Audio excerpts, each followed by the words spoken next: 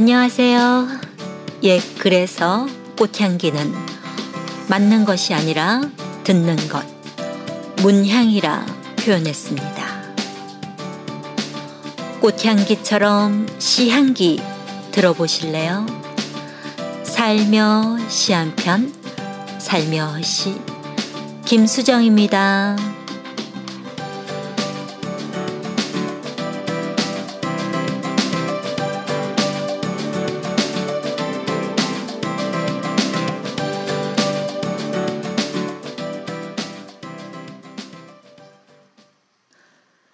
기영도 시인은 1960년 3월 13일, 음력 2월 16일 경기도 옹진군 송림면 연평리 392번지에서 아버지 기우민과 어머니 장옥순 사이에 3남 4녀 중 막내 아들로 태어났다. 황해도에서 피난 온 부친은 교사직을 그만두고 당시에는 연평도의 유일한 행정기구였던 면사무소에서 근무하는 공무원이었다. 서해안 간척 사업에 손을 댔다가 정부 보조금의 중단과 행정기관의 압력 끝에 실패하고 새로운 터전으로 삼은 것이 시흥이었다. 1964년 일가족이 경기도 시흥군 소아리, 현 광명시 소화동으로 이사해 타계할 때까지 일직리 706-1에서 살았다. 당시 소아리는 급속한 산업화에 밀린 철거민과 수재민들의 정착지로 도시 근교 농업이 성한 농촌이었다. 경기도 시흥군 소아리에 정착한 뒤 부친은 착실하게 농사를 지어 어느 정도 안정을 되찾는다. 1967년 시흥초등학교에 입학했다. 어릴 때부터 책 읽는 수준이 남달랐고 노래와 그림에도 소질을 보였다. 성실한 부친 덕분에 집안은 유복한 편이었다. 그러나 1969년 부친이 중풍으로 쓰러지면서 가게가 기울어 모친이 생계를 꾸리게 되었다. 1973년 신림중학교에 입학했고 1975년 바로 위의 누이가 불의의 사고로 죽고 안개가 많이 끼는 안양천이라는 주변 환경 등은 시인의 내면에 깊이 체화되었다. 이 무렵부터 시를 쓰기 시작했다. 1976년 중앙고등학교에 입학하여 교내 중창단의 일원으로 활동했다. 시흥초등학교, 신림중학교, 중앙고등학교로 통학하는 동안 최상위 성적을 유지했고 다양한 예능 활동으로 친구들과도 잘 어울렸다. 신림중학교와 중앙고등학교를 연속해서 수석으로 졸업한 기영도는 1979년 연세대학교 정법대학에 입학하고 1980년 정법계열에서 정치외교학을 전공하지만 대학 생활은 주로 교내 문학서클 연세문학회에 입회하여 본격적인 문학 수업을 시작했다. 성석재, 조병준, 이영준, 원재길 등이 연세문학회 때의 친구들이다. 그는 여전히 단정했고 장학금을 받는 학생이었으며 시를 사랑하는 문학 청년이었다. 그는 백양의 숲길을 걷거나 돌층계에 주저앉아 아무도 읽지 않는 플라톤을 읽었다. 80년의 봄을 맞아 철야 농성과 교내 시위에 가담하고 교내지에 노만의 마을의 개를 기고했다가 조사를 받았다. 캠퍼스에서 합평과 토론을 이어가며 암울한 1980년대를 이겨냈다. 교내 신문인 연세춘추에서 제정 시상하는 박영준 문학상에 영하의 바람이 가작 입선되었다. 1981년 병역 관계로 휴학하고 대구, 부산 등지를 여행했으며 방위로 소집되어 안양 인근 부대에서 근무했다. 근무지인 안양 지역의 문학동인인 수리시에 참여해서 동인지의 사강리 등을 발표했다. 시작에 몰두하여 초기작의 대부분을 이때 쓰고 습작을 정리했다. 1982년 전역하여 양돈 등 집안일을 도우면서 창작과 독서에 몰두했다. 이때 겨울판화, 포도밭 묘지, 폭풍의 언덕 등 다수의 시와 소설을 썼다. 1983년 3학년으로 복학하고 교내 신문인 연세춘추에서 제정 시상하는 윤동주 문학상의 시 식목제가 당선되었다. 졸업 전 1984년 10월 중앙일보에 입사해 이후 정치부, 문화부, 편집부 등에서 기자 생활을 하며 의욕적으로 작품 활동을 했다. 이 무렵 시운동 동인을 비롯해 많은 선후배 문우들과 적극적으로 교류했다. 부지런히 작품을 써서 기성문단에 투고하던 중 1985년 동아일보 신춘문예에 시 안개가 당선되어 등단한다. 2월에 연세대학교 정치외교학과를 졸업하고 신문사 수습 후 정치부로 배속되었다. 1986년 문화부로 자리를 옮기고 활발하게 작품을 발표하는 한편 문학과 출판을 담당하면서 관련 인사와 활발하게 교류했다. 1987년 여름에 유럽을 여행하고 1988년 여름 휴가 동안 대구 전남 등지로 여행했다. 문화부에서 편집부로 자리를 옮겼다. 그는 쾌활한 청년이었고 노래를 잘 부르는 기자였다. 그의 떨리는 음색의 미성으로 재현되는 노래들을 한 번이라도 들은 사람이라면 그에게 매혹되지 않을 수 없었다. 그는 드문드문 좋은 시들을 발표했고 시운동 동인들과 자주 어울렸다. 젊은 시인들과의 술자리에 끼어 얘기하는 것을 좋아했지만 술은 잘 못 마셨다. 시집 발간을 준비하던 1989년 3월 7일 새벽 3시 30분 서울 종로 3가의 파고다 극장의 한 좌석에서 숨진 채 발견되었다. 사인은 뇌졸중이었다. 아무도 그가 왜 혼자 방화가 상영되던 그 심야 재개봉관에 갔는지 얼마나 고통스러워하며 죽었는지를 알지 못한다. 3월 9일 경기도 안성 소재 천주교 수원교구 안성추모공원에 안장되었다. 같은 해 5월에 유고 시집인 입속의 검은 잎이 문학과 지성사에서 출간되었다. 시집 제목은 평론가 김현이 정한 것이다. 그는 아름다우면서도 절망적인 이 한 권의 시집으로 단번에 젊은 독자들을 사로잡았다. 1990년 일주기를 맞아 산문집 짧은 여행의 기록을 산림출판사에서 출간했다. 네, 지난 회 기다림에 관한 시 4편 중 마지막으로 낭송해드렸던 기영도 시인의 엄마 걱정 기억하시죠? 올해는 기영도 시인 서거 30주기이기도 합니다. 그래서 지금까지 기영도 시인의 생애에 대해서 들려드렸는데요. 광명시 소재 경기도 제1호 국립문학관인 기영도 문학관과 기영도 문화공원을 한번 찾아가 보시는 것도 좋을 것 같습니다. 낮 기온이 30도를 웃도는 한여름 날씨, 무더위를 잠시 잊게 해줄 광명동굴도 기영도 문학관과 함께 문학기행 코스로 추천해 드립니다. 이어서 오늘의 테마인 어머니에 관한 시 낭송해 드리겠습니다.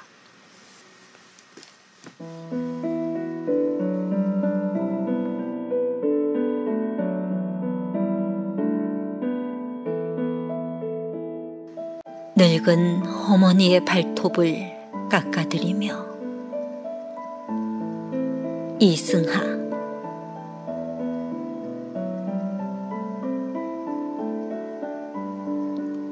작은 발을 쥐고 발톱 깎아드린다. 75해 전에 불었던 된바람은 내 어머니의 첫 울음소리 기억하리라. 이웃집에서도 들었다는 뜨거운 울음소리.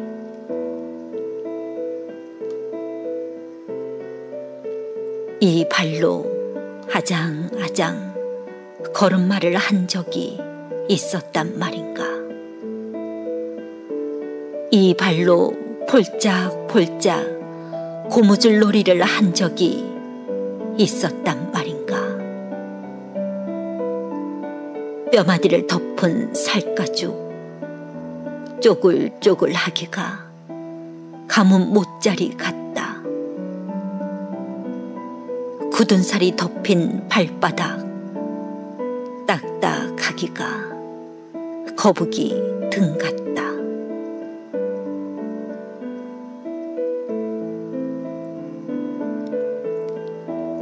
발톱 깎을 힘이 없는 늙은 어머니의 발톱을 깎아드린다.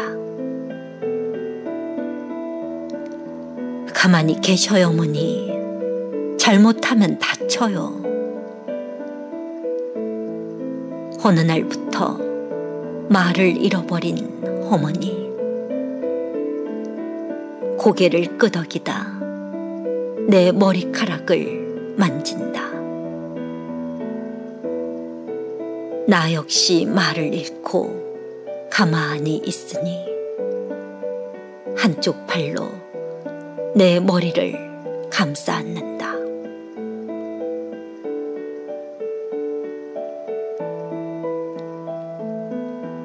맞닿은 창문이 온몸 흔들며 몸부림치는 날, 어머니에게 안기어 75해 동안의 된바람 소리 듣는다.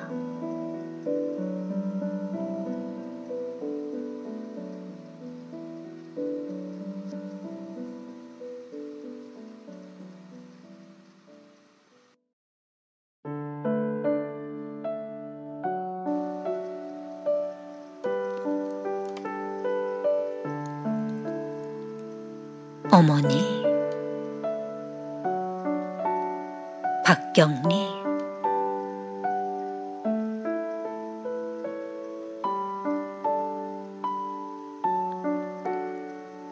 어머니 생전에 불효막심했던 나는 사별 후 30여 년 꿈속에서 어머니를 찾아 헤매었다. 고향 옛집을 찾아가기도 하고 서울 살았을 때의 동네를 찾아가기도 하고 피난 가서 하룻밤을 묵었던 관악산 절간을 찾아가기도 하고 어떤 때는 전혀 알지 못할 곳을 애타게 찾아 헤매기도 했다. 언제나 그 꿈길은 황량하고 삭막하고 아득했다.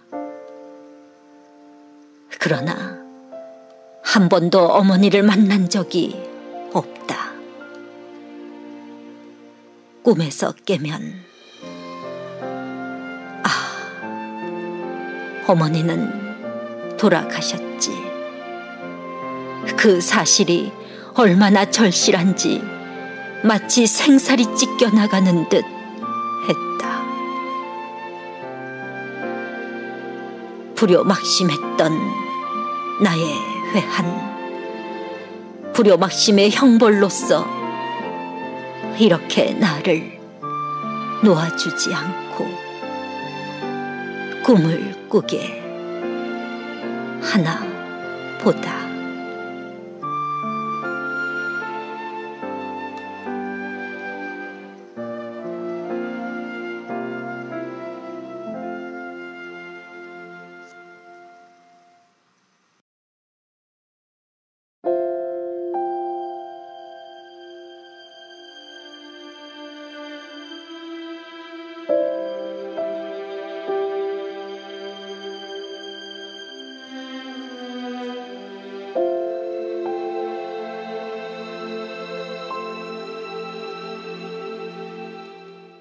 뼈저린 꿈에서만. 전봉건.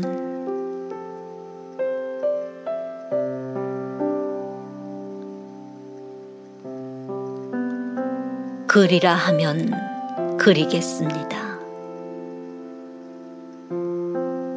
겨울물에 어리는 풀포기 하나, 겨울 속에 빛나는 돌멩이 하나. 그렇습니다. 고향의 것이라면 무엇 하나도 빠뜨리지 않고 지금도 똑똑하게 틀리는 일 없이 얼마든지 그리겠습니다.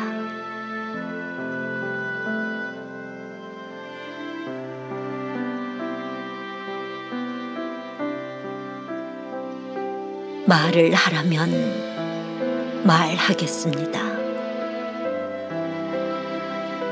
우물가에 늘어선 미루나무는 6그루, 우물 속에 논이는 큰 붕어도 6마리. 그렇습니다. 고향의 일이라면 무엇 하나도 빠뜨리지 않고 지금도 생생하게 틀리는 일 없이 얼마든지 말하겠습니다.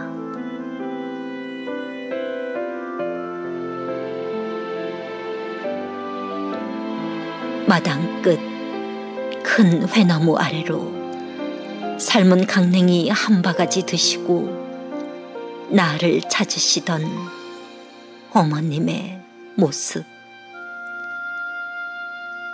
가만히 옮기시던 그 발걸음 하나하나, 조용히 웃으시던 그 얼굴의 빈무늬 하나하나, 나는 지금도 말하고 그릴 수가 있습니다.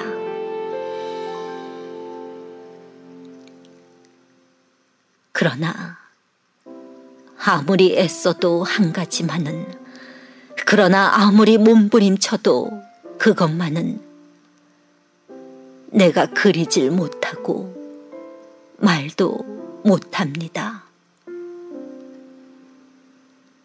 강이 산으로 변하길 2번, 산이 강으로 변하길 2번, 그리고도 더 많이 흐른 세월이 가로 세로 파놓은 어머님 이마에 어둡고 아픈 주름살. 어머님, 꿈에 보는 어머님 주름살을 말로 하려면 목이 먼저 메이고, 어머님, 꿈에 보는 어머님 주름살을 그림으로 그리려면 눈앞이 먼저 흐려집니다.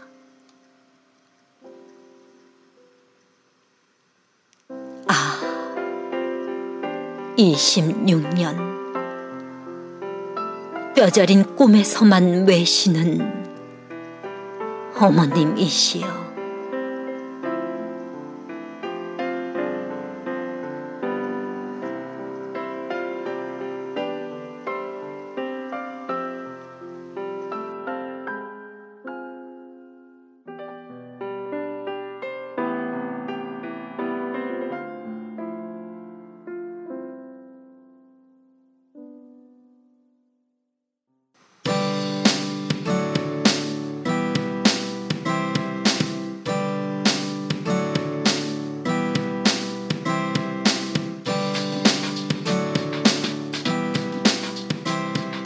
살며시 한 편, 살며시와 함께 편안한 시간, 힐링의 시간 되셨길 바랍니다. 다음 시간에는 특별 기획 시인 만세라는 테마로 찾아뵙겠습니다. 감사합니다.